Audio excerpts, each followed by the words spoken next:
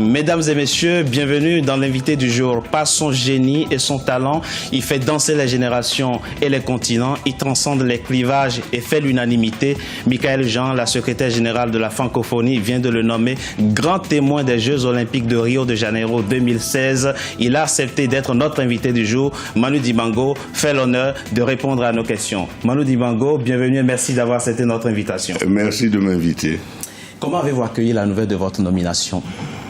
Écoutez, je remercie d'abord Madame, la secrétaire générale, d'avoir pensé à moi pour cette mission-là, un grand témoin de la francophonie.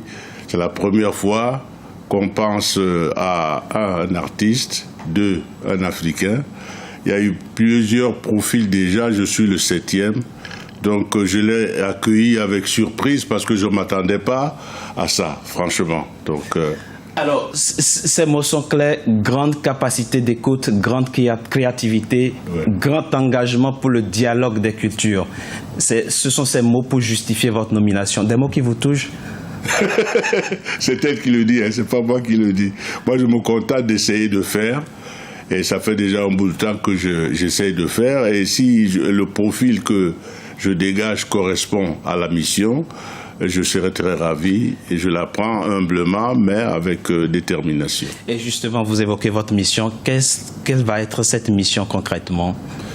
Alors, il y a deux volets dans cette mission. Il y a un volet diplomatique, c'est-à-dire remontons à l'origine des Jeux olympiques, n'est-ce pas? La charte, elle existe, et l'article 23, il faut le français, la langue française, donc, et l'anglais. Donc moi, je suis là pour que les artistes, les athlètes aient un confort dans tout ce qui concerne la communication, dans tout ce qui concerne la signalisation, dans tout ce qui concerne les traductions, que ce soit bien dans la langue qu'ils pratiquent, et donc ils enlèvent tous ces soucis-là pour se consacrer à ce pourquoi ils sont là. Donc, vous êtes là pour la promotion surtout de la langue française à l'occasion de ces Jeux?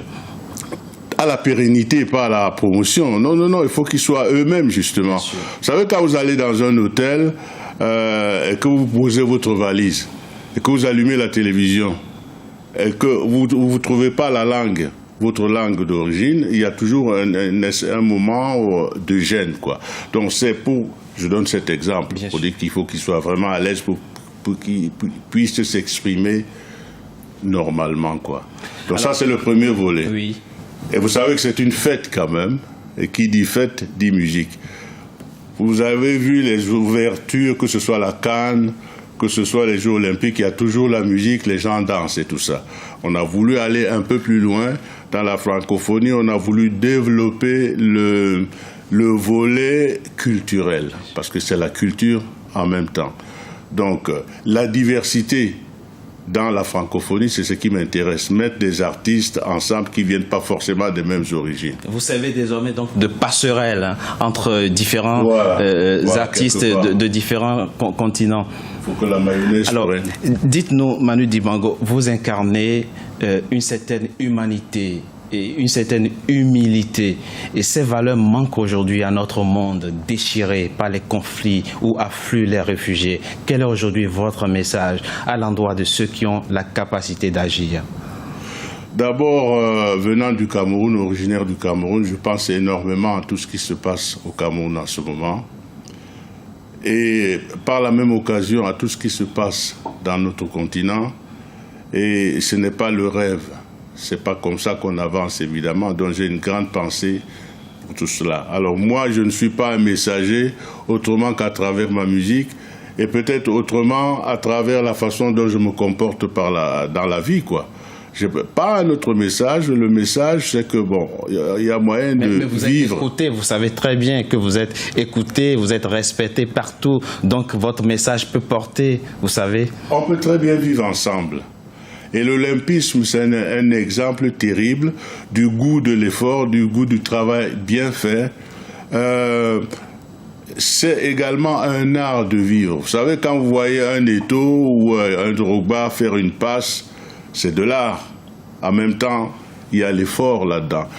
Et l'humilité, ça ne veut pas dire qu'on n'existe pas parce qu'on est humble. Ça peut aller ensemble. Vous savez, vous faites fortune, c'est très bien si vous réussissez. Mais il y a une finalité, vous ne partez pas avec ça. Bien sûr. Vous arrivez nu, vous partez nu. Entre-temps, si on peut se supporter, on peut si on veut.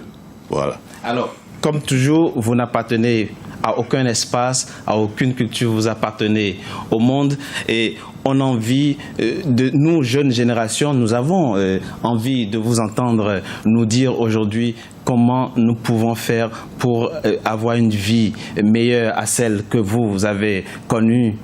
Comment incarner la sagesse que vous incarnez. Vous savez, la bagarre, c'est tout.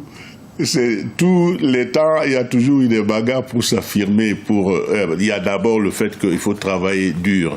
C'est vrai qu'il faut travailler très dur. Et c'est vrai que ce que vous faites est devant vous, mais vous n'êtes pas devant ce que vous faites. Quand on fait la musique, on n'est pas devant la musique, on est derrière la musique. Donc il faut avoir cette humilité qui est nécessaire dans la vie, cette prise de conscience du fait que vous n'êtes pas seul et qu'il faut tenir compte des autres, grands ou petits. Manu Dibango, merci d'avoir été notre invité du jour. Merci d'avoir accepté notre invitation. Je vous en prie. Mesdames et messieurs, c'était l'invité du jour. Merci d'avoir été en notre compagnie. Restez sur Africa 24 pour la suite de nos programmes.